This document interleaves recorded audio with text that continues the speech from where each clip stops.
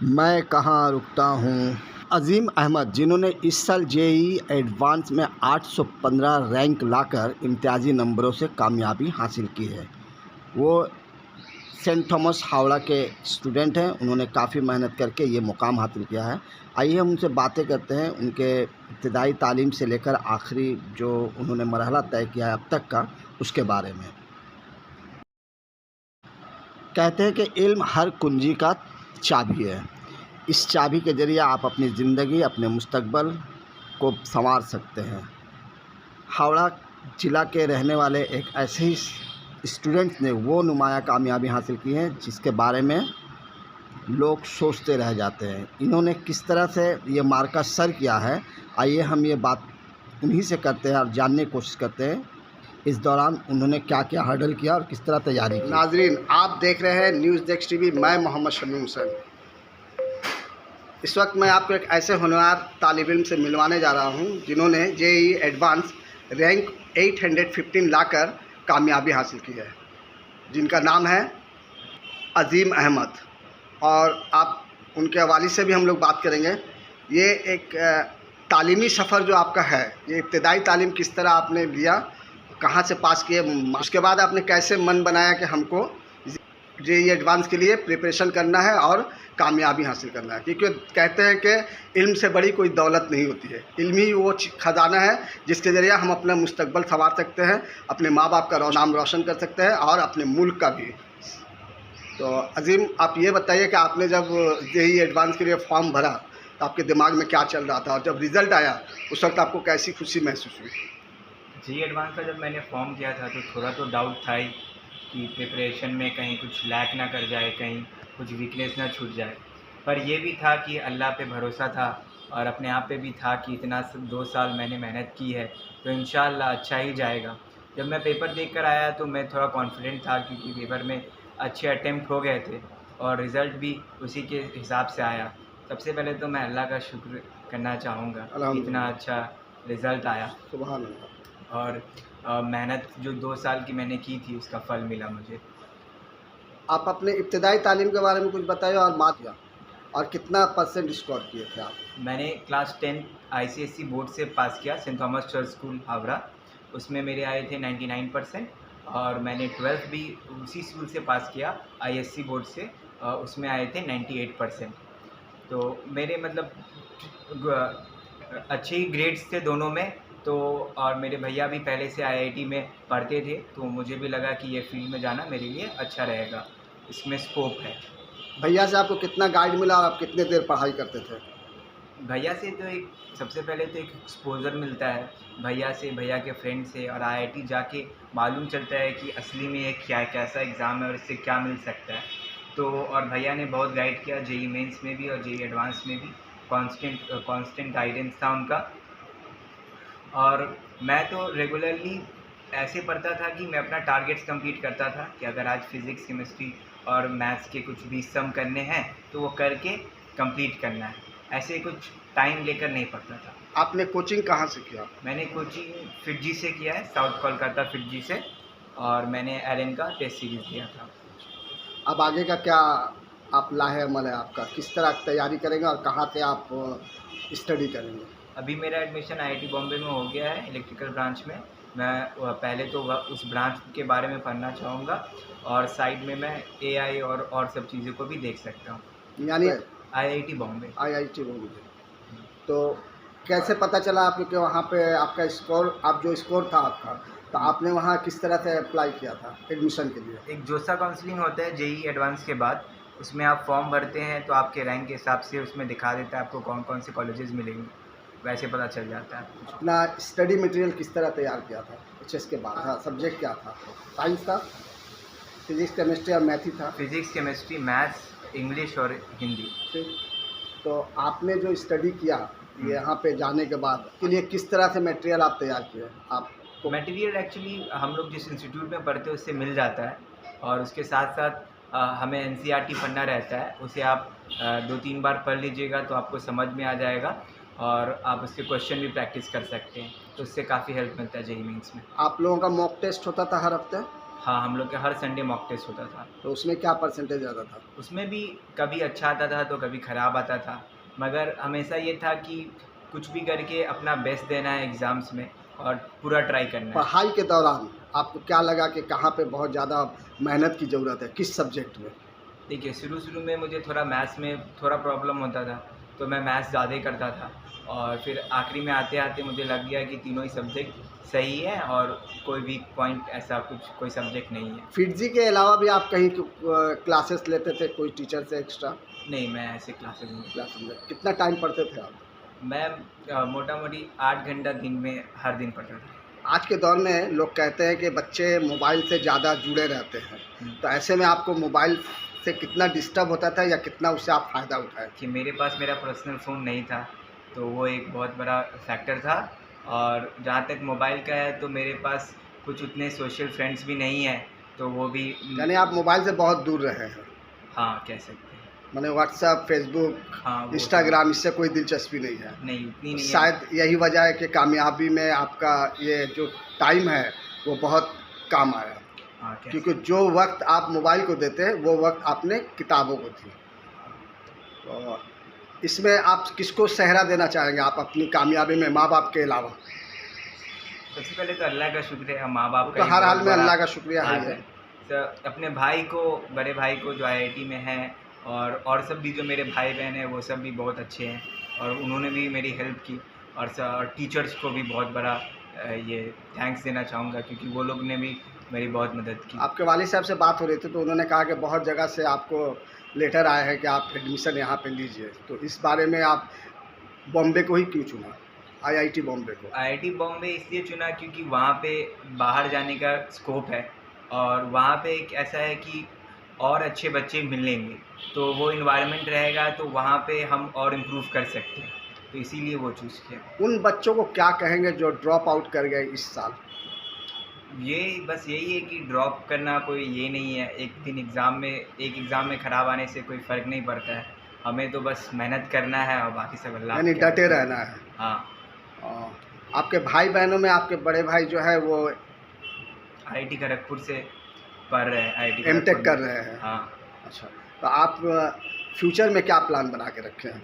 अभी तो मैंने फ्यूचर का उतना नहीं सोचा है, अभी बस यही है कि वहाँ जाके एक्सप्लोर करना है और जो ऑप्शन सही लगेंगे उसमें आगे जाना है। पढ़ने के अलावा क्या शौक़ रहा है? पढ़ने के अलावा मैं थोड़ा फिज़िकल गेम्स ज़्यादा खेलता हूँ, क्रिकेट, बास्केटबॉल, फुटबॉल। जिम वगैरह भी जाते हैं?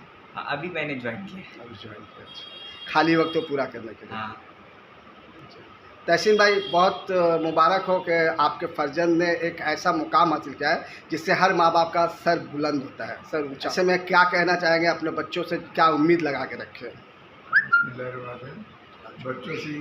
बच्चों से ये उम्मीद लगानी चाहिए कि अगर माँ बाप और माहौल अगर अच्छा हो, माँ बाप का सपोर्ट हो और बच्चों को तालीम की तरफ रग़बत हो तो उसे ज़रूर मेहनत करनी चाहिए।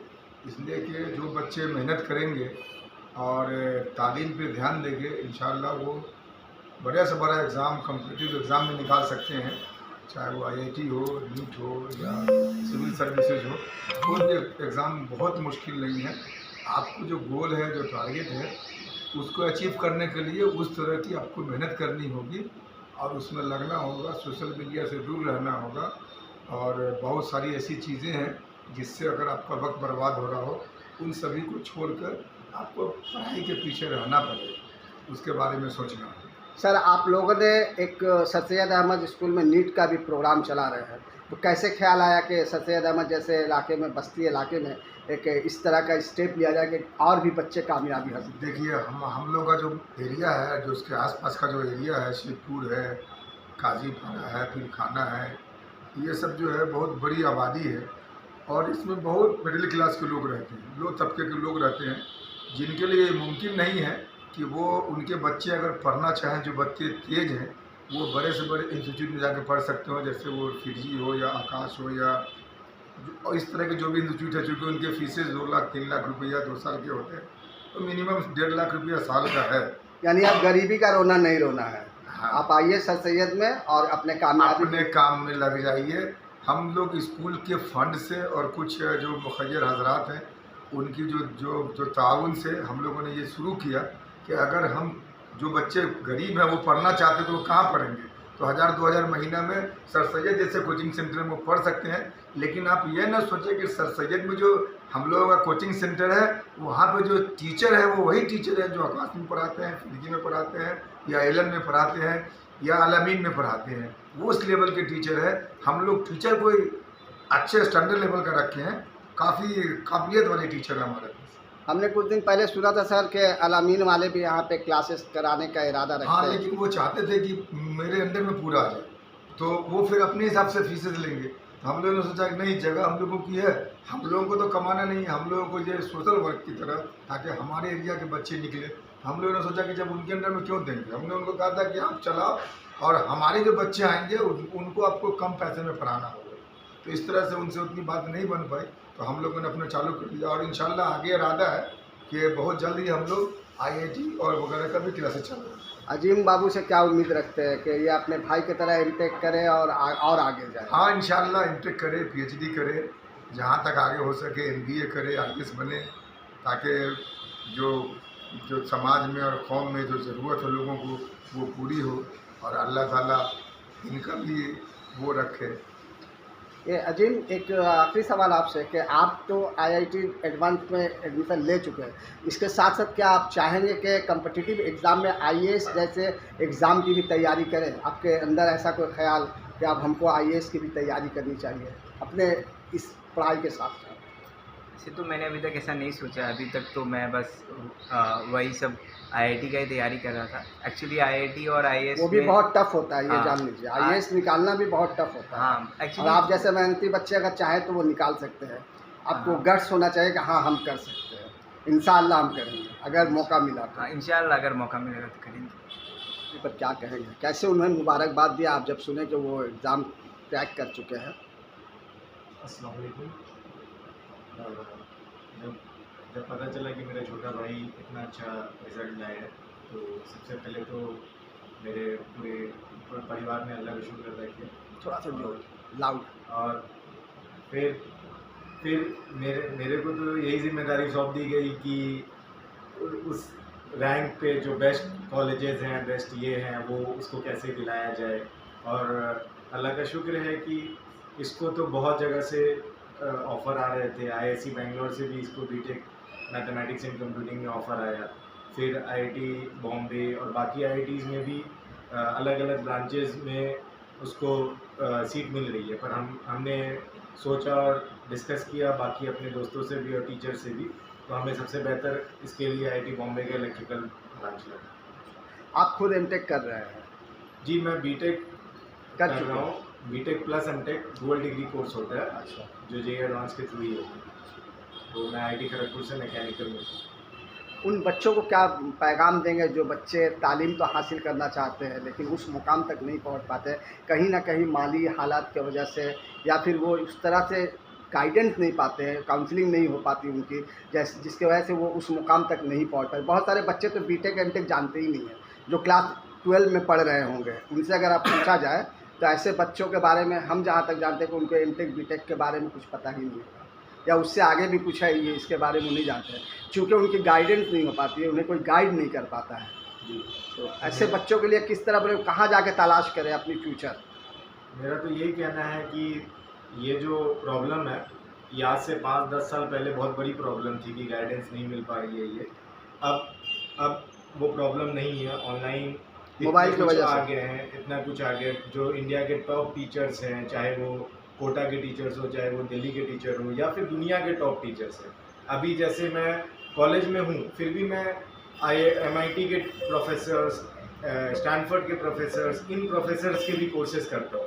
तो अब ऐसा नहीं है कि गाइडेंस की कोई कमी है, अब तो गाइडेंस बहुत है। बस आपको मोटिवेटेड रहना और मेहनत करना, और अल्लाह के फजलो करम से फिर से बाकी सब हो जाएगा। हमारे मुआशरे में बच्चे पढ़ाई से भागते हैं, इसके लिए आप किसको जिम्मेदार ठहराएं?